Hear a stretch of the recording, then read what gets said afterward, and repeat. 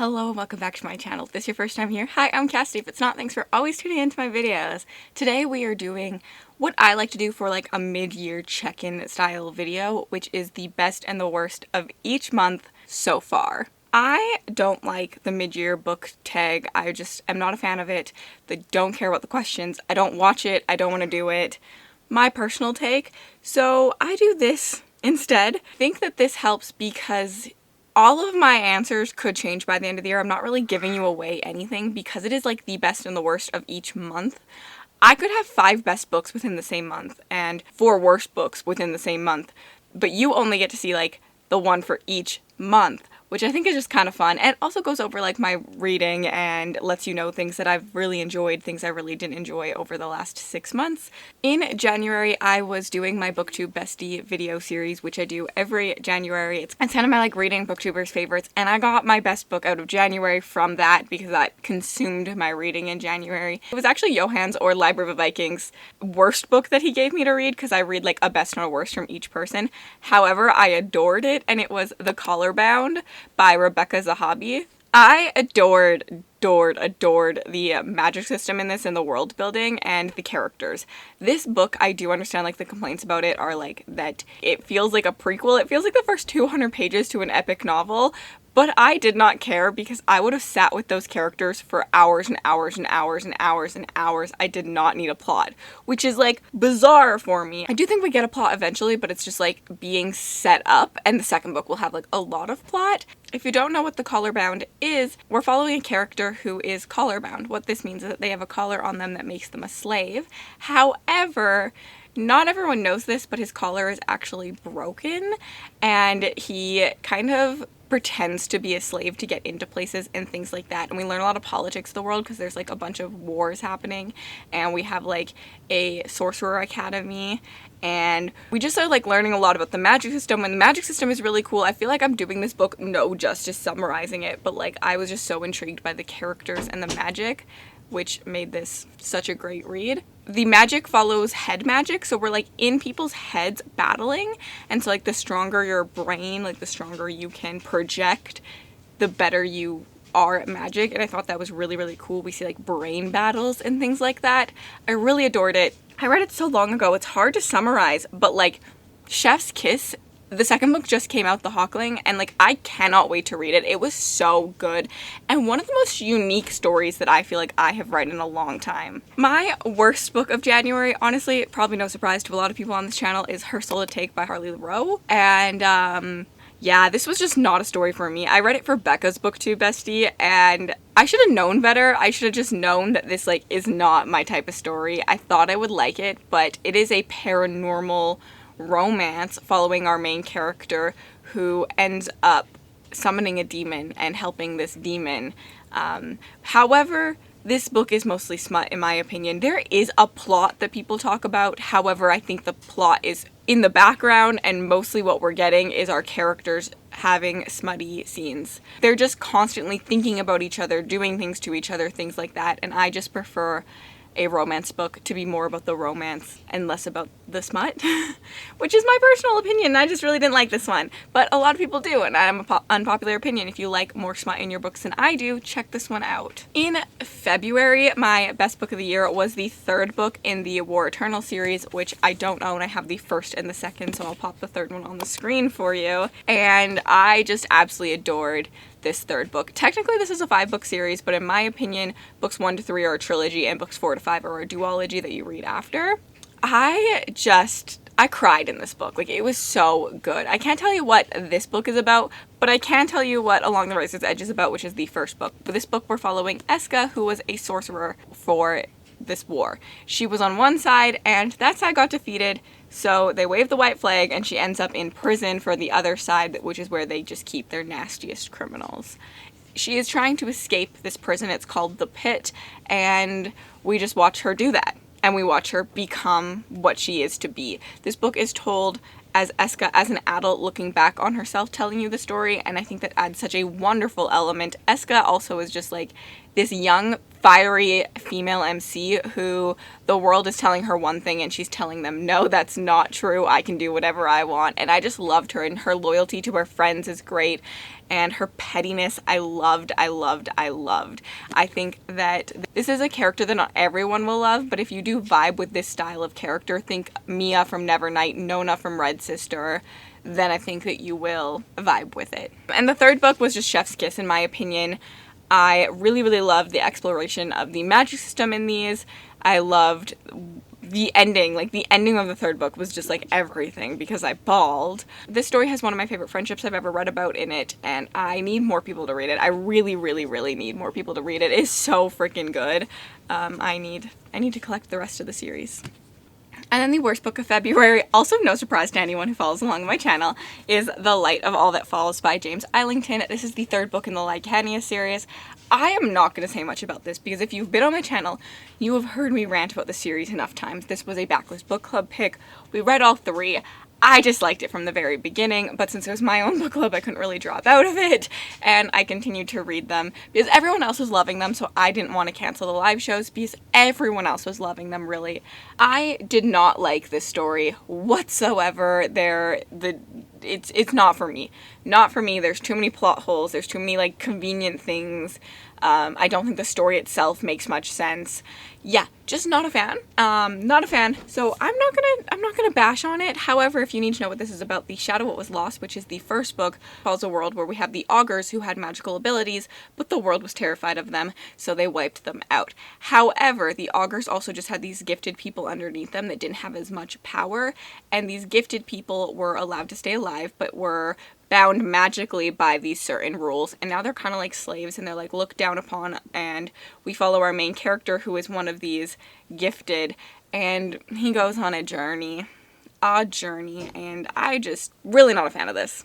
And then we got to March, and I read probably my best book of the year in March. I will not be surprised if this is the #1 spot come January for the whole year, which is Fireborn by Rosaria Munda. I am absolutely obsessed with this series. It is incredible. It is a YA series, but holy moly, everyone needs to read it. I don't care if you say you don't like YA, please read it. Like, please read it. It's so good. In this, we're following our main characters. There's two of them, Annie and Lee, who grew up together in an orphanage. However, now they're training for being dragon riders. But they start to learn things about each other that affect who they are as people. Lee happens to be a child of the old regime, so he was one of the sons to the kings, the rulers, the lords that used to run the world before there was a revolution. Annie is a peasant. She was a serf in the old regime.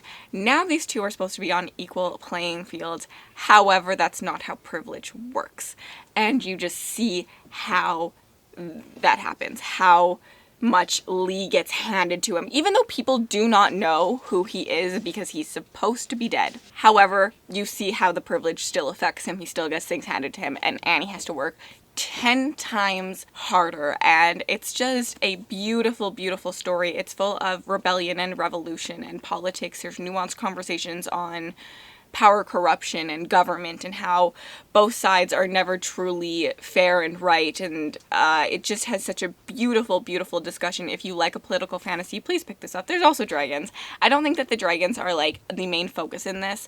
However, they do add to the story, but also I think that you could take the dragons away and you would get the same story.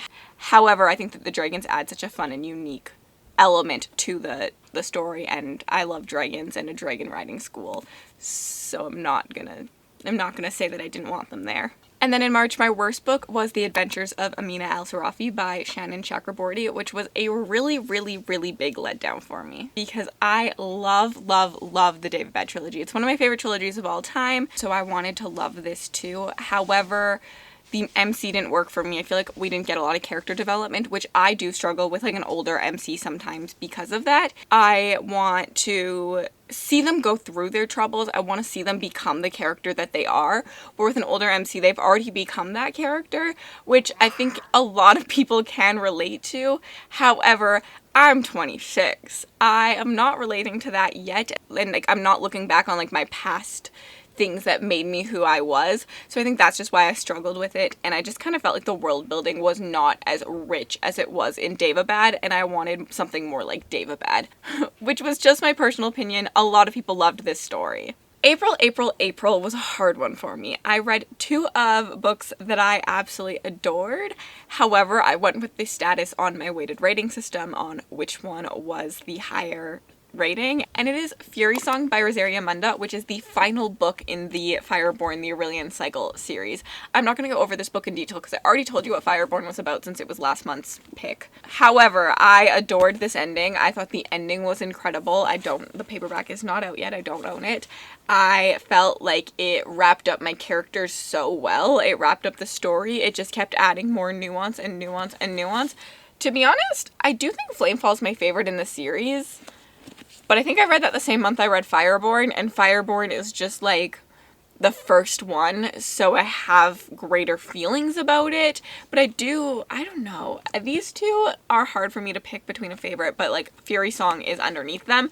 But like this series was just such a big love and read for me. They're so high up that even me saying like Fury Song is my least favorite was a 5-star favorite read for me that outshone another 5-star that was very, very high up on my list. I loved this series. I adored it. One of the best series I've read in a really long time personally, so definitely check it out. And my worst book in April was Whisper Down the Lane by Clay McLeod Chapman. I just did not enjoy this one that much. I think that it was dry and boring. When I read a horror book, I typically want to be horrified. I want some thrills, and that's just not what this type of story was, and that's okay, but it's just not my style of horror. You have to remember when I do these ratings, these reviews, that this is based on what I like or dislike in things. This is my personal opinion. It's not whether this book was good or bad, it's whether I liked this book. So Whisper Down the Lane follows 2 timelines. We're following a kid who is going through the satanic panic and something is happening to them. And then we're following this kid as a older person who has changed his name and doesn't really remember and is trying to avoid what has happened to him. But it seems like things are coming back full circle. This was just very much too dry, too slow for me, not enough action. And in May, my favorite book was Fourth Wing by Rebecca Yarros. I climbed the hype train to the skies. Actually, I read this like the day after it was released for the Dragon Reading vlog. So I don't know if that counts as climbing the hype train. I also picked this book up not even knowing much about it. I hadn't heard anyone talk about it when I talked about it. I adored this story. I just ate this up like candy. Now, do I think this is the most well-written book? No. Do I agree with everything I've heard people say who dislike it? Yes. Did I love it? Yes.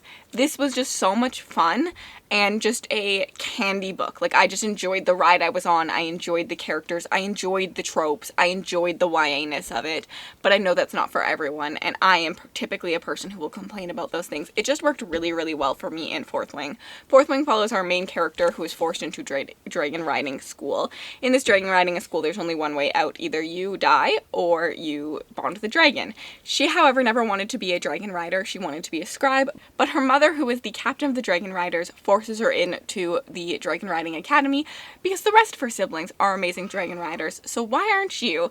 And we see Violet really struggle all the way through this book, and it's an enemies, more like rivals to lovers, and it's chef's kiss. I enjoyed it. More people should read it. It's incredible. I don't think I need to say that actually because it's got like a 4.7 on Goodreads, which is insane. My worst book in May was The Never King, which I read for my if you like this then read this series that booktubers recommended me for. I just did not enjoy this one. Again, I am just not the audience for this story. It was all smut, no plot. I don't like that. I went over it earlier. This is a Peter Pan Why Choose retelling inspired story where our main character goes off to Neverland. She's kidnapped by Peter Pan and she just sleeps with all the Lost Boys. I didn't like it. I really, really didn't like it. So we're moving on. Next book. Next. Let's talk about a favorite again. June, I did not have a 5-star read. It is the first month so far this year that I have not had a 5-star, so I had to pick a 4-star. I really, really adored this book, and I'm hoping that the next book in the series will be 5 stars, but I read the 5th season by N.K. Jemisin. I know, I'm late to the party. I'm late to the party. This was hyped. Everyone was reading it like years ago. I read it for the first time. I really enjoyed it. I really liked the world building. However, I wanted a little bit more plot in this than I got. I don't even know how to summarize what the story is about. I read it for my second episode of Booktubers Recommend Me. If you like this, then read that. Riley Marie recommended this to me based on my love of the Poppy War, and I truly think that that comparison is chef's kiss and makes sense. This story, and if you want more of my thoughts, you can check out that video. This follows our three characters as they explore the world, essentially. And the world is a world that is always ending because of natural disasters. The world is like against them. They have something called the fifth season, and in this season, civilizations fall and crumble.